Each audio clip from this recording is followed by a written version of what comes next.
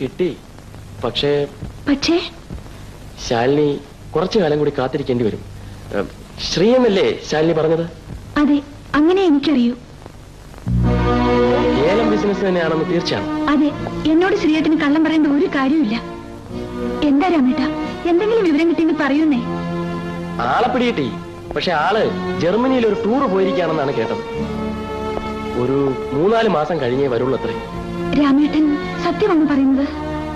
ഞാൻ എന്തിനാ ശാലിനിയോട് കള്ളം പറയുന്നത്? ഞാൻ അന്വേഷിച്ചപ്പോ കിട്ടിയ വിവരമാണ്. തിരിച്ചു വരാതെ കാണാൻ പറ്റില്ലല്ലോ. ജർമ്മനിയിലെ അഡ്രസ് ഒന്നുമില്ല. ടൂർ എന്ന് പറയുമ്പോ പല സ്ഥലത്തും പോയിക്കൊണ്ടിരിക്കും. ഏതായാലും ആളെ പിടികിട്ടിയ സ്ഥിതിക്ക് ശാലിനിക്ക് സമാധാനമായിട്ട് ഉറങ്ങാമല്ലോ. ശ്രീയേട്ടനെ കാണുന്നത് വരെ എനിക്കൊരു സമാധാനമില്ല. ശാലിനിയെ എനിക്ക് മനസ്സിലാവുന്നുണ്ട്. സ്നേഹിച്ചു പോയവരെ നഷ്ടപ്പെട്ടാലുണ്ടാവുന്ന വേദന അതെനിക്കും അറിയില്ലേ. സോറി, ഞാൻ അറിയാതെ എന്തൊക്കെയോ പറഞ്ഞുപോയി. വൈകുന്നേരം കാണാം. ജർമ്മനിയിൽ എന്തെങ്കിലും കോണ്ടാക്ട് നമ്പർ കിട്ടിയാൽ ഞാൻ അറിയിക്കാം.